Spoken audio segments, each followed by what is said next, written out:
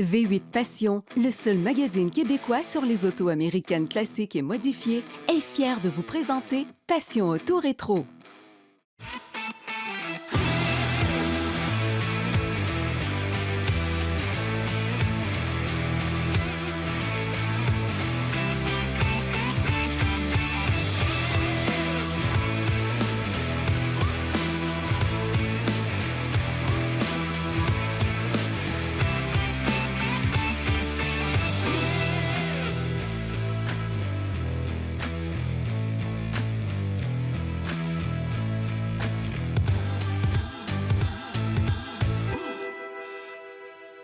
Bonjour à tous, bienvenue à Passion Auto Rétro. Cette semaine, on vous présente une voiture produite à plus de 21 millions d'exemplaires. Elle a été dépassée dernièrement par la Corolla. Donc, sans perdre un instant, je vous présente une Volkswagen Coccinelle 1966 et je vous la présente avec M. Richard Bello.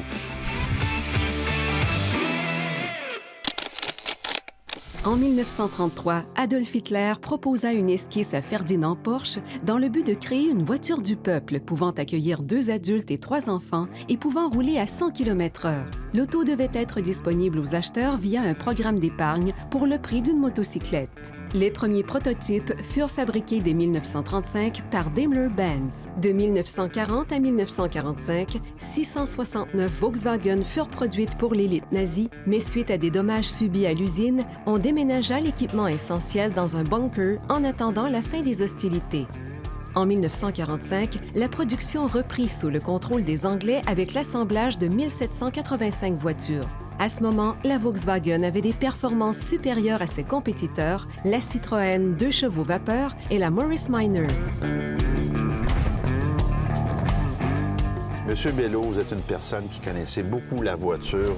Vous avez joué avec des voitures, oui, neuves, vous avez restauré, vous avez eu de l'antique, vous avez taponné après la mécanique toute votre vie.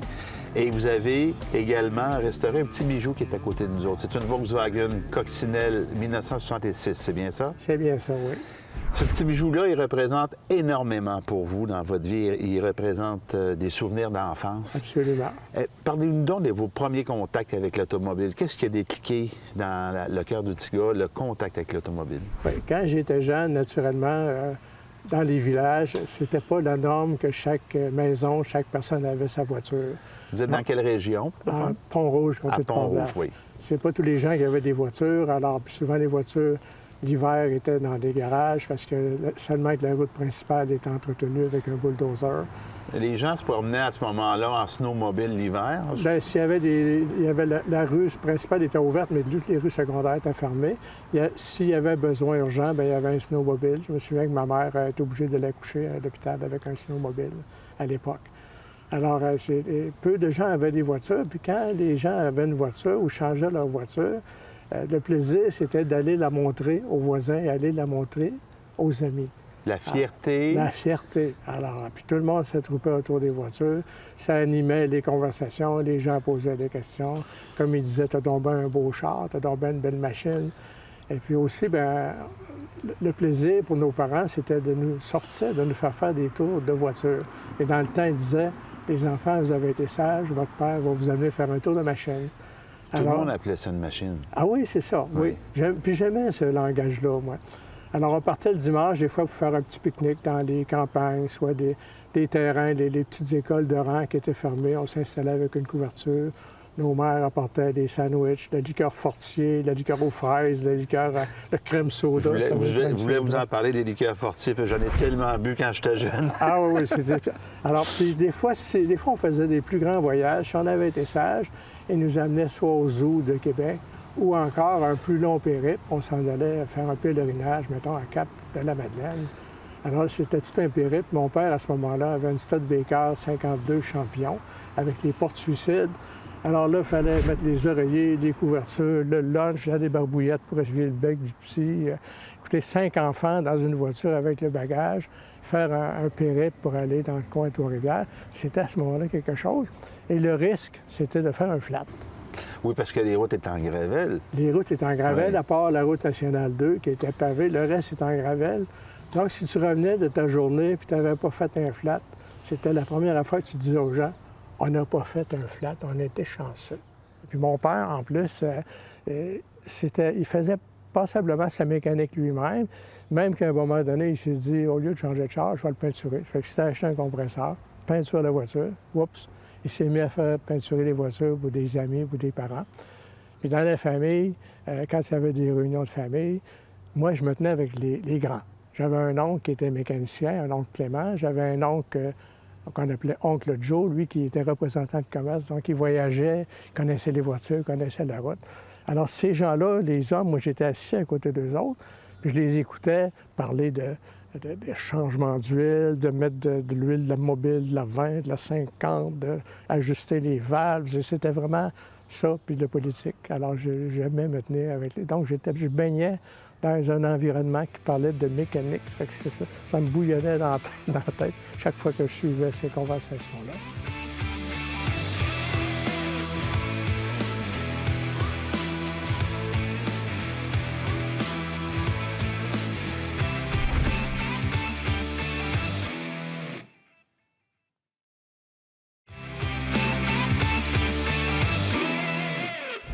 Je suis présentement à la 3e édition de l'Encan Lévis Auto Show. C'est unique au Québec. C'est une idée de M. Sylvain. Si vous ne seriez pas là, on n'aurait pas d'Encan automobile au Québec. M. Sylvain, d'où vient cette idée merveilleuse? C'est que je travaille régulièrement l'hiver en Floride et puis lorsque je suis en Floride, je vais un peu partout dans les encans puis je trouvais ça extraordinaire. Puis au Québec, il n'y a personne qui faisait ça. Ça fait qu'on a décidé de faire ça. Puis d'ailleurs, c'est un endroit où on s'amuse beaucoup et puis les gens peuvent venir profiter de ça. Je trouve que c'est une belle activité pour la région de Québec. C'est plaisant. C'est les gens de l'Ouest qui se déplacent vers l'Est pour venir en Encan. Le point central est vraiment ici, sur la rive sud de Québec, devant Saint-Étienne. Oui, à l'heure actuelle, c'est un endroit que je pense qu'il faudrait qu'il serait continué. À un moment donné, j'espère que ça va trop continuer, mais c'est vraiment bien. C'est quelque chose de bien. C'est féerique aussi comme endroit. C'est calme, c'est aussi nature, puis c'est vraiment plaisant comme atmosphère. Une Encan, M. Papillon, vous êtes un spécialiste là-dedans. Oui. Écoute, un Encan, c'est pas plate. C'est le fun, c'est du feeling, c'est du trip. Comment ça fonctionne, les grands rouages d'un Encan professionnel comme celle qu'on va vivre aujourd'hui? Alors, c'est des gens d'un peu partout de la province de Québec qui viennent vendre leurs véhicules. On a des acheteurs qui viennent d'outre-mer d'un peu partout, mais au niveau des vendeurs, c'est surtout des vendeurs qui sont de la province. C'est une espèce d'échange entre passionnés d'automobile qui ont des fois restauré des véhicules ou pas restauré, des véhicules qui ont toutes sortes d'âges et puis pour toutes sortes de budgets. Alors, c'est un échange d'inventaire entre passionnés d'automobile. À travers le monde? À travers le monde.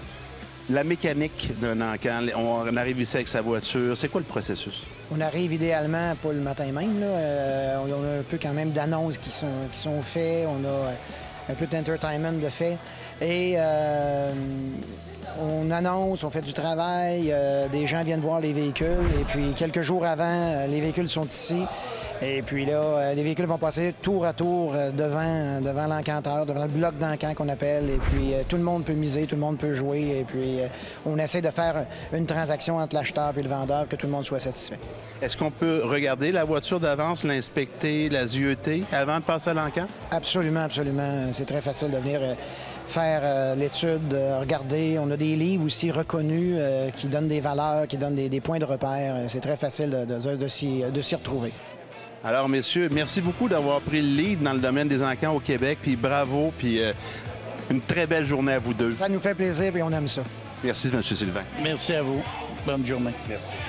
L'Exposition internationale d'auto de Lévis est fière de vous avoir présenté ce segment d'émission.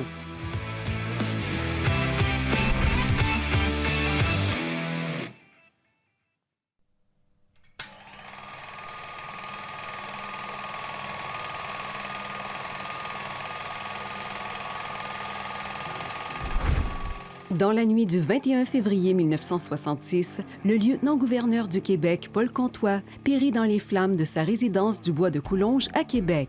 Madame Comtois, sa fille ainsi que 2 invités réussissent à sortir de justesse de la maison. On raconte que M. Comtois aurait été aperçu sur le balcon de sa chambre, mais serait retourné à l'intérieur pour tenter de sauver sa famille. Le 26 avril, on annonce la tenue des Jeux olympiques de 1972 en Allemagne et au Japon. Montréal et Banff, qui avaient posé leur candidature, sont déçus. Mais Montréal obtiendra finalement les Jeux olympiques d'été de 1976. Le 17 décembre 1966, signature du traité de l'exploration spatiale à l'Assemblée nationale de l'ONU. Alors que la course vers l'espace préoccupe les Américains et les Russes, ce document veille à ce que la Lune demeure une zone non militarisée et renforce l'interdiction de mettre des armes nucléaires en orbite.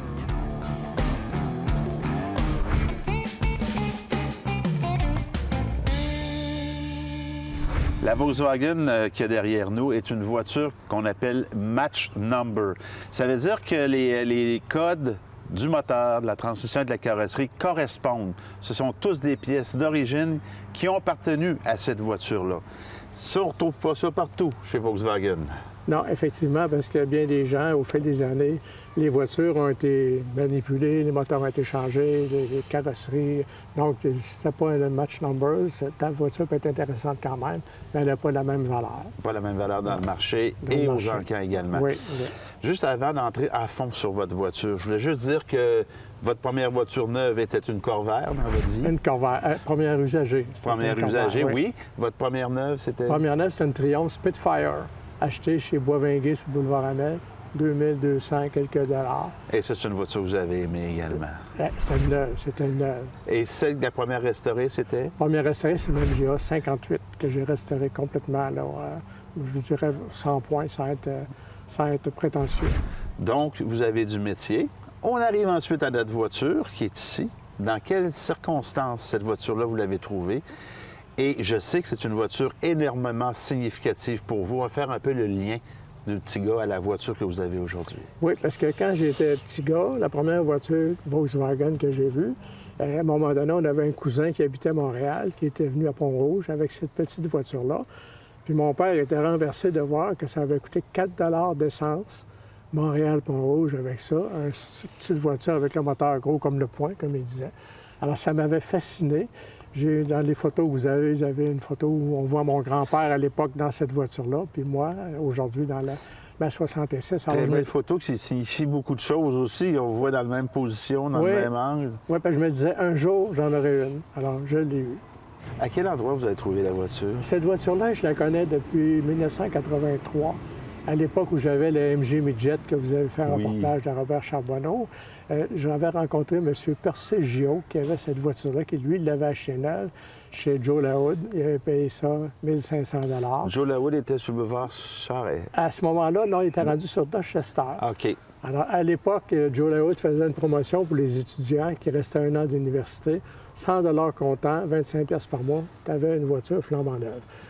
Après le 12e mois, bien là, il ajustait le paiement peut-être à 60 quelque chose. C'est pour ça qu'on a vu autant d'étudiants avec autant de coccinelles. C'est pour ça. Le marché était garni de coccinelles. Il y avait très peu d'autres voitures sur le marché. Alors, cette voiture-là, elle m'a marqué. Donc, à un moment donné, avec Percé Gio, on avait le plaisir à changer de voiture. Il prenait ma midget, puis je prenais sa choupette. Puis à un moment donné, j'ai dit, écoute, Percé, tu vas me la vendre à un moment donné. Ah, ouais, tout bien. À un moment donné, j'étais allé chez lui, il était déménagé à Kamouraska. J'étais allé chez lui, j'ai dit, allez-vous me la vendre, la voiture? Il dit, non, je ne peux pas te vendre ma 66, mais j'ai une 57 dans une de mes granges. Il dit, celle-là, je vous la vendrai. Je vends la voiture, je m'en viens à Québec avec. Je l'ai gardée un certain temps, mais là, à un moment donné, j'avais 5 voitures, j'étais obligé d'en vendre. Alors, je l'ai revendue, mais je voulais toujours avoir le 66. Alors, à un moment donné, je vais faire un tour à Kamouraska. Je ne me souviens pas dans quelle année. Puis là, j'arrive, je vais aller voir la voiture de Percé Gio. C'est son épouse qui me répond. Elle dit, il est décédé l'année passée. OK. Elle dit, je vais vous montrer les voitures. Alors, on rentre vraiment dans un musée de passionnés. J'avais demandé à la madame, voulez-vous me vendre la voiture? J'avais fait quand même un prix absolument intéressant pour l'époque, mais elle dit, on n'est pas prêt. Alors, je me suis retourné bredouille à Québec. Et puis, quelques années plus tard, là, je vais aller à l'exposition dans le coin de Lillette. J'ai une idée qui me prend un dimanche après-midi. J'arrive à Lillette. Tabarnouche, qu'est-ce que je vois? La voiture de Percé Gio, toute repeinte, parce que le monsieur qui l'a acheté, lui, il l'a fait démonter complètement les ailes, fait faire une super belle peinture. Puis elle était là, alors je me suis dit, je peux pas repartir sans fermer le ventre. Alors j'ai vraiment étiré l'élastique, j'ai vidé les fonds de tiroir, comme on dit. J'avais une entente pour que le lendemain, le lundi, je prenais l'autobus de Québec, j'allais chercher la choupette. Alors, je suis allé chercher la choupette le lundi matin. Je suis descendu allègrement parce que ces voitures-là, c'était marqué dans le dépliant que la vitesse de croisière était là, la vitesse maximum était 73 000 à l'heure. Alors, j'ai fait un bout de ce route 73 000 à l'heure, comme on dirait, la queue, ça fesse, hein? Ça roulait. Jusqu'à votre point de Oui, bien, rencontre. j'ai pris la vieille route, mais là, il m'est arrivé une petite aventure. À 3 reprises, là, j'ai arrêté, je n'étais pas capable de redémarrer la voiture. On s'arrête sur ça. OK. On se reprend dans quelques minutes. Parfait.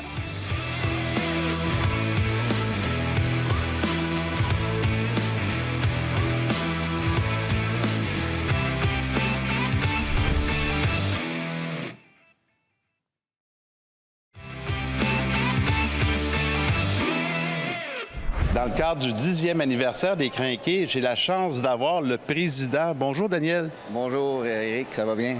Ça va super bien. On va parler un peu de ta passion aujourd'hui. On va parler de ta voiture à toi. La bougie d'allumage pour toi, c'est une Camaro 70. Mais après ça, il y a toute une histoire qui suit. Exactement. C'est que dans les fin des années 70, j'ai acquis une Camaro Z28 1970.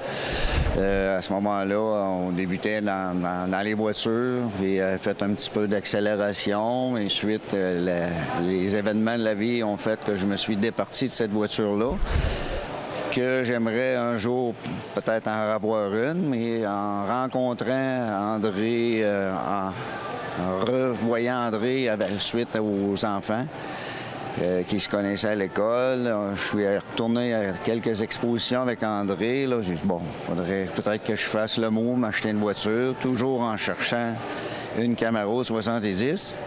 Finalement, je me suis retrouvé avec une Chevelle 1970 que j'apprécie beaucoup maintenant, après avoir fait plusieurs modifications dessus en l'ayant acheté, mais mis, comme on dit, à ma main. Le club Les Crinqués est arrivé.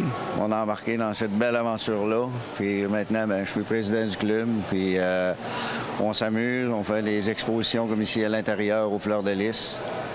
Puis c'est une passion grandissante. Puis, à travers ça, j'ai une voiture d'accélération qui est ici aussi aujourd'hui. Puis qu'on prépare à chaque année peut-être. On essaye toujours d'améliorer un petit peu le produit. Mais... La Chevelle qu'on a devant nos yeux, peinture qui a une vingtaine d'années, c'est ça? Oui. Ça paraît presque pas. Il y a quand même tout un travail au niveau mécanique et transmission. Rapidement, fais-moi le survol de la mécanique de la voiture. Bien, c'est un moteur 406 pouces cubes qui développe à plus ou moins 575 forces. Quand j'ai acheté la voiture, j'avais un 350. On a changé le moteur, on a changé la transmission, le différentiel. J'ai refait les planchers, j'ai refait le fond de caisse du coffre. L'intérieur, les roues, les bumpers, on a passé à peu près partout. En fait, on a fait la totale, sauf la peinture qu'on a réussi à garder. Merci beaucoup, Daniel. Merci, bonne journée. Le Club Les Crinqués de Québec vous a présenté l'exposition annuelle du président. Mario, cette semaine, dans notre série Histoire de jouets, on parle d'un matériel assez particulier, le Zamac. Oui, effectivement. Alors, le Zamac, ça a révolutionné le domaine quand même de la petite voiture. C'est un alliage de zinc, d'aluminium, de cuivre, beaucoup plus léger et plus résistant que le plomb. Certains constructeurs utilisaient même le plâtre et la farine. C'est peu dire à l'époque. C'était à peu près n'importe quoi. Oh, il moulait de la farine. Ben c'est ça. C'était pas résistant, on s'entend. Effectivement. Déjà, pour Dinky Toy, en 1938, on compte déjà 300 références. Ça veut dire 300 modèles de petits véhicules. Là, on s'était lancé on se rappelle que là, Hornby pour ses trains, pas rien que les voitures. On s'est lancé dans les animaux de ferme, les chefs de gare, les voyageurs, les petites poupées, les trains, les avions, même les petits bateaux. Alors, on ratisse assez large. On veut recréer une ville, un peu, comme ça serait une maquette. Mais tout ce qui est avec moteur, dans le fond. Ben, le train, non, bateau, pas nécessairement. non, Mais parce les petits personnages on avait des personnages aussi. Par la suite, on a vraiment réalisé que l'échelle 1,43, c'est vraiment l'échelle idéale. Donc, même en Angleterre, ça devient, là, dans le métal injecté, là, la référence. La production de nombreux articles reprend très lentement. Ça, il faut se le dire, parce que là, on a la période d'après-guerre. Donc, le caoutchouc. On peut voir ici qu'il y avait des roues en caoutchouc. Oui. Donc, c'était rendu un matériau très dispendieux et compliqué à avoir. Parce qu'il servait à l'effort de guerre. À l'effort de guerre. OK. Donc, après la guerre, on a construit des petits véhicules, mais les roues, ils n'ont plus de caoutchouc. Les roues sont carrément là, toutes en Zamax, le même alliage que le véhicule. Donc, on sert toutes du même alliage pour faire l'ensemble du véhicule. Exactement. OK. En 1951, tous les services de Mécano France sont regroupés dans une usine à Bobigny, en France. On compte à ce moment-là 800 personnes. On consomme 600 tonnes de Zamax, 56 tonnes de peinture ainsi que 26 millions de pneus par année. Pour faire des petits véhicules comme en ça. 1951, là. Donc, du volume. c'est de la production plus. Et puis, le 200e prototype est déjà à l'étude en 1957 et on demandera au club Dinky Toy France de proposer des rééditions d'anciens modèles avec une décoration un peu spécifique. OK. Le choix qui est arrêté, c'est le cas, par exemple, de la Studebaker State Commander Pompier. Celle-là qui a vraiment attiré l'attention et qu'on a reproduit en 1957. Donc, on est déjà là dans l'ère où on cherche des nouveaux modèles à développer puis tout ça. On veut élargir la gamme. Exactement. OK.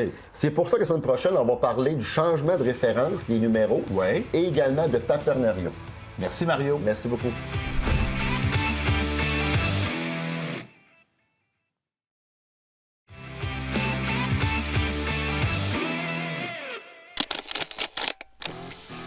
En 1946, plus de 10 020 unités ont été fabriquées principalement pour l'armée anglaise. 15 ans plus tard, 5 millions de voitures étaient sorties d'usine. Le 17 février 1972, la 15 millionième 7034e Volkswagen Beetle était produite, surpassant ainsi la Ford Model T. La production s'est effectuée dans plus de 15 pays, et ce jusqu'en 2003. Pour l'année 1966, un nouveau moteur de 1300 cc développant 50 chevaux équipait la Volkswagen. La production a été de 1 080 464 unités, dont 9 712 décapotables. Le prix de base était de 1 585 $. Avant la pause, on parlait d'une petite anecdote que vous avez vécue. C'est quoi cette anecdote-là? Oui, c'est bien sûr. En revenant de Lillette, j'ai fait un bout sur l'autoroute, puis après ça, j'ai pris la vieille route parce que c'est très agréable. À 3 reprises, j'ai arrêté, puis en fermant la clé, puis capable de repartir l'auto. Pas de feu, comme on dit. Alors, la première fois, j'ai poussé la voiture avec mon épaule, je l'ai mis en deuxième, j'ai embarqué dedans, elle est partie. Mais à 2 autres reprises, il n'y avait pas une petite côte, alors c'était droit, puis il est arrivé des jeunes, ils ont dit « Monsieur, on va vous aider à pousser l'auto. » Fait qu'à 2 reprises, on a poussé l'auto, puis on continue jusqu'à Québec. Il y avait quelque chose de spécial pour Québec. Cette voiture-là était livrée directement à Québec par bateau, puis les voitures arrivaient livrées, puis ils partaient chez le concessionnaire du quai. Oui, à l'époque, le concessionnaire, chacun des concessionnaires au Canada plaçait sa commande à Volkswagen en Allemagne. Et puis les voitures pour tout l'Est du Canada arrivaient au port de Québec. Il y a des photos que vous allez voir tout à l'heure. C'est intéressant de voir par centaines tous les modèles Volkswagen, les microbus, les Square, l'arrière-carré, je ne me souviens pas du nom du modèle, là. Les Carmen Gia, ça arrivait.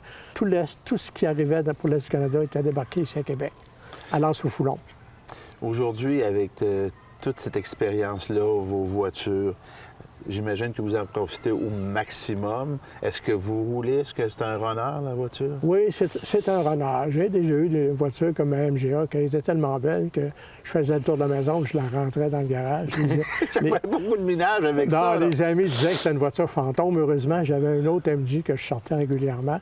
Alors celle-là, je dirais qu'elle est un peu entre les deux. C'est pas une voiture qui gagne des concours, mais c'est pas un 100 points. Mais j'aime la rouler le soir quand le soleil nous tape plus sur la tête. Je pars, je vais faire un petit tour, je vais manger une crème à glace. Puis ce qui est amusant, c'est partout où tu arrêtes avec cette voiture-là, il y a toujours une personne qui te pose des questions. parce qu'il y a eu 21 millions de voitures comme ça fabriquées. Alors, chaque Québécois, à date, que je rencontre, son père en a eu une, il y en a eu une, j'en ai eu deux, j'en ai eu trois. Il y a des histoires incroyables. Alors, le plaisir de recueillir ces histoires-là, de se promener en voiture, naturellement, les vieux chemins. Si on prend le chemin du roi avec ces voitures-là, c'est de la pure magie de faire ces routes-là avec une petite voiture comme ça. En tout cas, M. Belleau, merci pour cette belle passion que vous avez partagée aujourd'hui, puis je vous souhaite de vous amuser encore longtemps. C'est un plaisir, puis je souhaite à tous les gens de pouvoir avoir des voitures de collection pour pouvoir s'amuser avec.